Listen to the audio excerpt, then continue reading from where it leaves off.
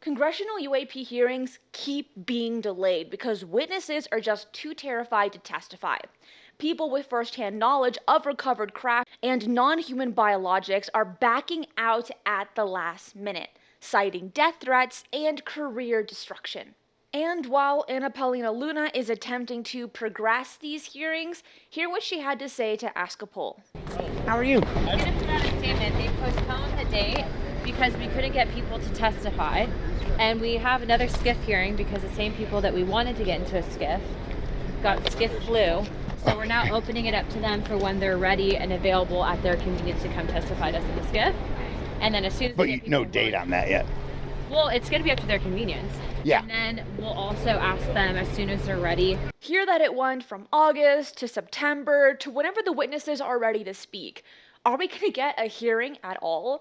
And it seems like the most significant public disclosure effort in modern history is crumbling, and the pattern of suppression extends far beyond UFOs. From mysterious metallic objects buried under Egyptian pyramids to classified crash retrieval programs, someone is working very hard to keep humanity in the dark. Hey ufologers, I'm Cristina Gomez, and welcome to this episode of UFO News Updates. When it comes to UFO hearings, Grusch is always brought up. And when Matt Laszlo from Ask a Poll spoke to Eric Burleson July 18th, this is what he had to say. UAPs. I was curious, the thing I texted you, why, about Grusch? What do you make of Grusch refusing to testify to AARO and Kirkpatrick, according to that one FOIA? I don't think that you trusted Kirkpatrick. Yeah. So he wasn't hiding from AARO. No. This is why I talk to someone you don't trust. He and I met with AARO, and separately he and AARO had a long conversation. So that was just purely Kirkpatrick. I don't trust this guy, so I'm not going to. Yeah. Interesting. That's my guess. I don't want to speak for Grusch. Well, but you just reminded me that you guys sat down with AARO this year. Yeah. So that FOIA's old information. My guess is probably to do with Kirkpatrick. Where do you see this investigation going? No July hearing, no June hearing? I think we're building for the disclosure document to be put into the NDAA. I'm working with Senator Rounds. I think that will be transformative. Eric Burleson, who's been working closely with Grusch, confirms that despite the public drama, Grusch has been cooperating with AARO recently.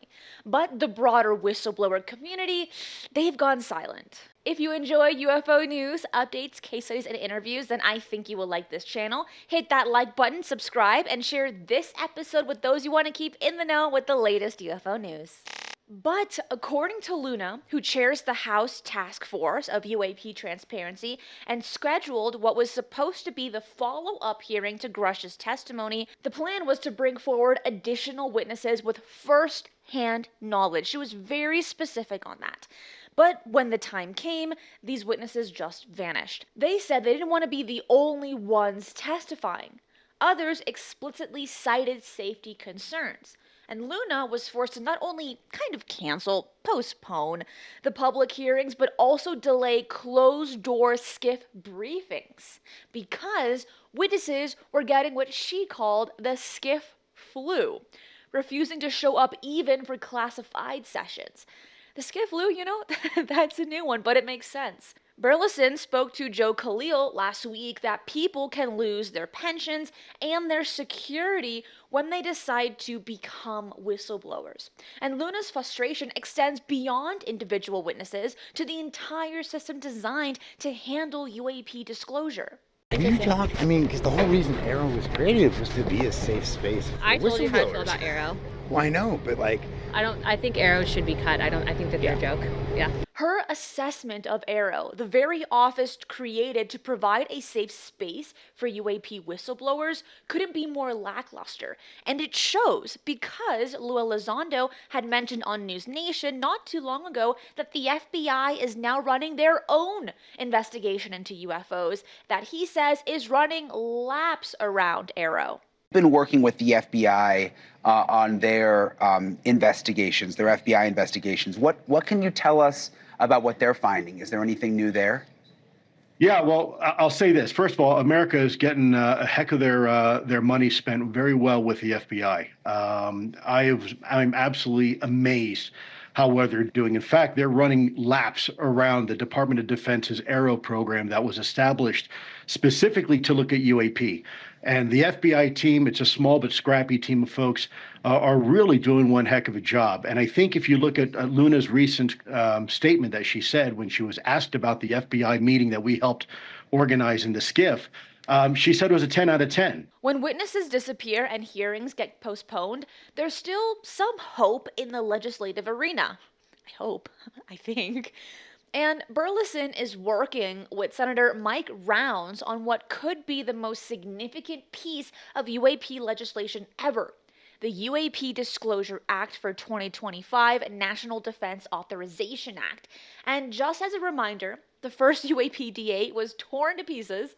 So this time, Chuck Schumer and Mike Rounds tried again with wanting to disclose things such as reverse engineering programs, retrieved crash material, and aliens. But needless to say, Eric mentioned this to Matt Laszlo. It's my hope that now that we have a different Intel chair, that we'll have a different outcome. Yeah. Yep. The other thing I'm like really upset about is trying to track down why we were blocked. According to Tim Phillips, we were blocked from getting a briefing. Yeah. A full briefing. Really?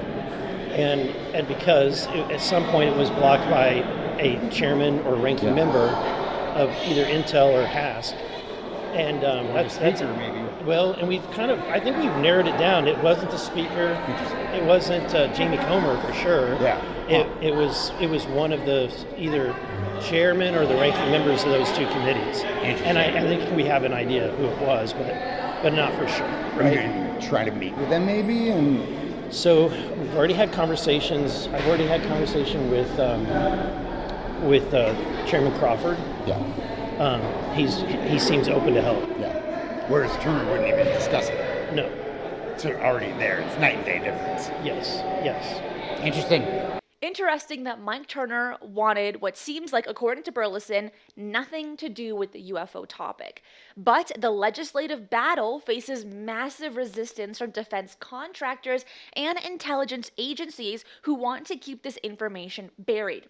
And the most revealing aspect of this entire story might be what's happening at the highest levels of government. Senator Mike Rounds, who's co-sponsoring the disclosure legislation, has made some fascinating exchanges with reporters about what he actually knows. Have you talked to any whistleblowers who've seen or claim to see recovered craft? I've talked to individuals who have seen materials that they were analyzing, but they did not know what it was from. Have you asked to go see that yourself? No. Why not? Not believable, or? Where would I go to ask? You're a senator. You're going to do what you want. But the question is who would have it? And, a lot of it's been years back, and a lot of it, I suspect, is part of stealth materials that have been developed by different organizations within the federal government. Well, some folks, like Lockheed Martin, keeps coming up in talks that Lockheed Martin might have some of this technology. Well, they have stealth technology, just like some others do. But I just simply don't know. And people say, well, what about, UAPs and so forth? And I say, I don't know, but I would be foolish to say that they don't exist because I don't know. Think about that statement. Rounds is saying he's spoken to people, presumably with high-level clearances, who have physically analyzed material of unknown origin. When pressed about whether he wanted to see these material himself, his response was telling. Who would I ask? A sitting U.S. senator doesn't know where to examine potentially non-human technology that his own government apparently possesses. That, or he was told not to look deeper into it. So what we're seeing isn't an isolated incident. It's a systematic pattern of suppression that spans multiple levels of government. You have witnesses too scared to testify publicly or privately. You have AARO, supposedly the safe space for disclosure, being dismissed as a joke by the very Congress people trying to get answers. You have senators acknowledging they know people are analyzing unknown materials but can't access them themselves. This level of compartmentalization and intimidation suggests we're dealing with something far beyond normal classification levels. When Grusch first came forward, many expected a flood of additional witnesses, which people were anticipating, but instead we got silence. The retaliation Grusch faced might have sent a message to others with knowledge. Come forward at your own risk. And Grusch testified that he faced very brutal retaliation, including professional and personal attacks. He even stated under oath that he feared for his life. If that's the testament a decorated intelligence officer receives for following proper whistleblower channels, imagine what others with similar knowledge might expect. The suppression of extraordinary discoveries isn't limited to UAPs. Consider what happened at Harawa, Egypt, where military satellite technology detected something that shouldn't exist. A 40-meter metallic object buried 60 meters beneath an ancient pyramid, mentioned by historian Ben Van Kerkwijk from Uncharted X. Tim Akers, a British military satellite specialist who spent years tracking submarines for the army, used the same classified radar technology on Egyptian archaeological sites, and his scans reveal 4 distinct underground levels with extraordinary precision. But what Akers found at the deepest level defied all explanation. And this is what he had said to him as reported by Lou Decordier, quoting Tim Akers. All layers converge at a central corridor or avenue, like the atrium of a shopping mall, where you can see all floors from one vantage point. My personal interpretation is that this entire hall was constructed to house a centrally positioned, freestanding object about 40 meters long. Akers described this object as having material properties unlike anything in his military career. No stone, no wood, but something metallic with an unknown signature. And he called it Dippy because of its elongated shape, and his most shocking assessment was that it might be some kind of portal, either interdimensional or interstellar, kind of like a Stargate.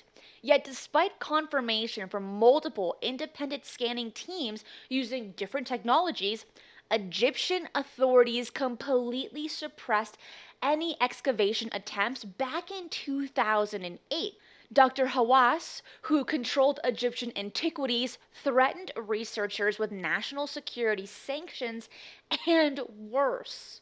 Although this research was done in 2008 and 2009, it wasn't published anywhere until around 2017 because also, like the Matterhorn expedition, this was also shut down by Zahi Hawass. In fact, this was shut down a little more abruptly than the Matterhorn expedition, and this is quoting, again, the expedition team members, and in their paper, you can see the URL on the slide, this is what they wrote. It says, Dr. Zahi Hawass halted the mission, briefly jailing its director, Professor Aladdin Shaheen, then Dean of Cairo's Archaeology faculty, who was swiftly ousted from his post. End quote. While this took place more than a little under 20 years ago, the paperwork was not released till years later, and even then it was hardly spoken about.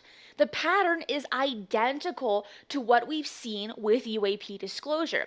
You got these incredible discoveries, initial confirmation, then immediate suppression with threats against anyone who tries to investigate further, just like Roswell. The case was buried for 30 years before Stanton Friedman uncovered the story again in the 70s. Whether you're talking about metallic objects under pyramids or non-human biologics in government facilities, the response is the same. Silence, intimidation, and cover-up.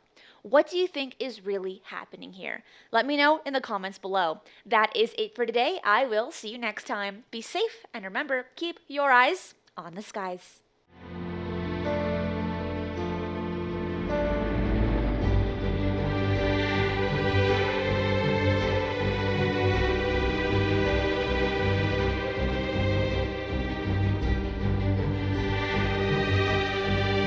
If if you enjoy the strange and the mysterious, UFOs, the paranormal, and cryptids, this channel is for you. So make sure to subscribe, as I do 3 videos right here every single week, and hit that notification bell so you do not miss any of the bonus content I post right here.